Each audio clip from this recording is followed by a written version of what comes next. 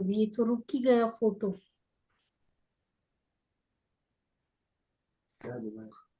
હવે આ તો ચિત્ર એક જ જગ્યા રોકાઈ ગયો. એ બહુજી હવે આપના ત્યાંના ઇન્ટરનેટનો ઇશ્યુ છે.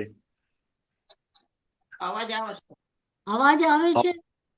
આવાજ ને આપનું રેકોર્ડ સ્ટાર્ટ થઈ ગયું. सेजल को फोन कर दे, जा जल्दी से, तू कर ना, तू बुला ला उनको. जा ना, जा जा कपड़ा नहीं है, मैं नहीं जानती.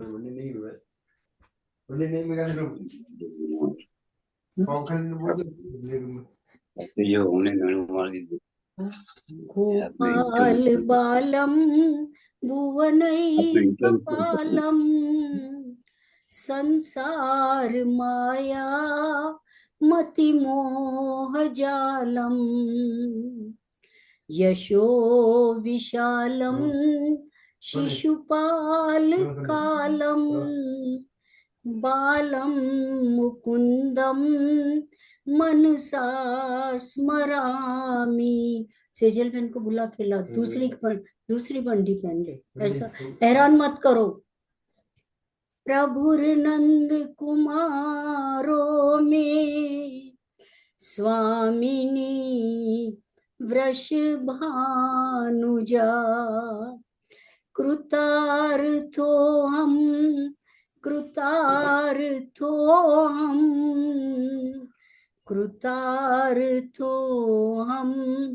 न संशयः. સુબોધિનીજીની અન્ય પંક્તિઓનો યત કિંચિત યથામતિ અવગાહન કરવા આગળ વધીએ છે. શ્લોક છે 10 અને 11. એમાં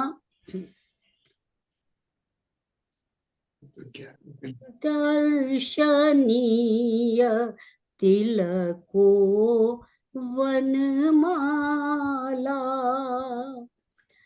दिव्य गंध तुलसी मधुमतई अलिकुलै रलघु गीतमभीष्टम्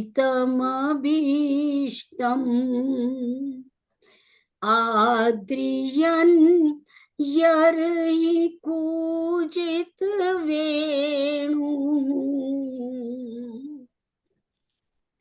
सरसी सारस हंस विहंगाश चारु गीत रुत चेतसएत्य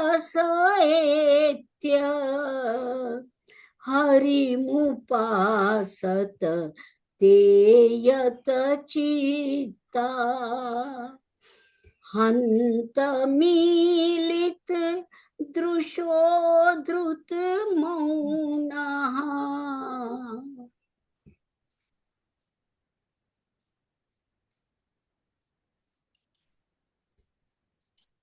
સરસી એટલે સરોવરમાં રહેલા.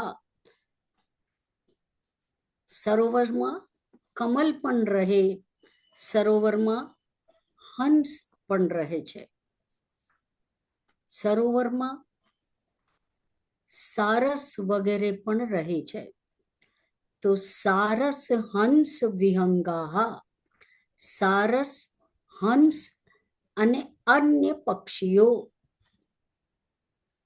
સરસી સારસ અન્ય સારસ હંસ વિહંગાશ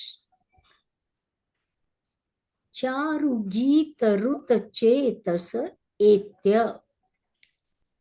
ચારુ ગીત એટલે સુંદર વેણુ ગીતને જ્યારે આ બધાએ સાંભળ્યું ત્યારે તેમના ચિત્ત ઋત એટલે હરાઈ ગયા, ચેતસઃ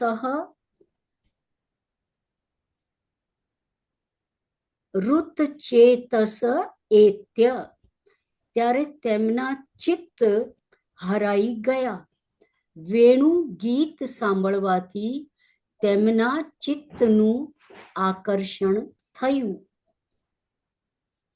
એત્ય એટલે જ્યારે આ વેણુનો નાદ સાંભળ્યો ત્યારે આ બધા પક્ષીઓ ભગવાનની સમીપ આવી ગયા. તો ભગવાનની સમીપ આવીને પછી મિલિત દૃશ્યાહ એટલે એમને આંખો બંધ કરી લીધી. મિલિત એટલે બંધ કર્યું, દૃશ્યાહ આંખોને. અને પછી શું કર્યું? ધૃત મૌનાહ, ધૃત એટલે ધારણ કર્યું. આપણને પણ આ શીખ આપે છે કે ભગવાનની સમીપ જ્યારે પહોંચી જઈએ ત્યારે મૌન ધારણ કરીએ. એટલે આપણી જે વાણીની ઇન્દ્રિય છે, જે કર્મેન્દ્રિય છે, એને કંટ્રોલમાં કરીએ. તો આ આપણે ભૂલ શું કરીએ છીએ કે આપણી વાણીથી આપણે સેવામાં જઈએ ત્યારે બોલ કરીએ છીએ, અન્ય વાર્તાલાપ કરીએ છીએ. તો આ પક્ષીઓ શું કરે છે? પક્ષીઓનો વ્યવહાર એમ બતાવે છે કે જ્યારે તે ભગવાનની પાસે પહોંચ્યા ત્યારે એમને મૌન ધારણ કર્યું. હવે પક્ષી મુનિઓની માફક, મુનિ જે મનનશીલ હોય તે મુનિ કહેવાય. હવે અહીંયા એમની પાસે મનનનો શું સબ્જેક્ટ છે? એટલે ભગવાનના રૂપને, ભગવાનના નાદને એમને પોતાના હૃદયમાં ઉતાર્યો. અને દ્રષ્ટિ એટલે જ્ઞાન ઇન્દ્રિય. તો કહેવાનો અર્થ એ છે કે એમને કર્મેન્દ્રિયોને અને જ્ઞાનેન્દ્રિયોને પોતાના વશમાં કર્યા અને ભગવાનનો વેણુનાદ, વેણુ ગીત અને ભગવાનનું સ્વરૂપ, ભગવાનની પાસે આવ્યા ને એટલે ભગવાનનું સ્વરૂપના દર્શન કરીને પછી હંત, અહીંયા હંત શબ્દ જે છે તે હર્ષવાચક છે. હંત શબ્દ ક્યારેક દુઃખવાચક પણ હોય, ક્યારેક દુર્ભાગ્યવાચક પણ હોય અને ક્યારેક હર્ષવાચક અને સદભાગ્યવાચક પણ હોય છે. તો હરિમ એટલે ભગવાન શ્રી કૃષ્ણને ઉપાસત એટલે સેવવા લાગ્યા. હવે આના સુબોધનીજી ઉપર આપણે આગળ વધીએ. યત કિંચિત જે કંઈ પણ સુબોધનીજીનું પાન થાય એ વાસ્તવમાં એટલો બધો આનંદદાયક છે.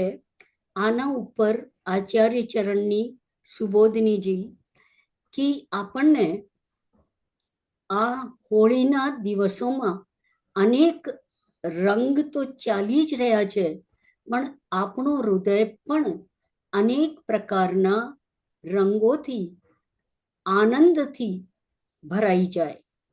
તો હવે સુબોધનીજી ઉપર આપણે આગળ વધીએ.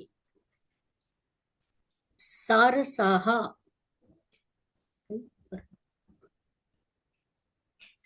સારસાહા એટલે સરસાનામ ભક્તાનામ સંબંધિનઃ. સરસાનામ એટલે રસવાળા ભક્તોના સંબંધીઓ. તો રસવાળા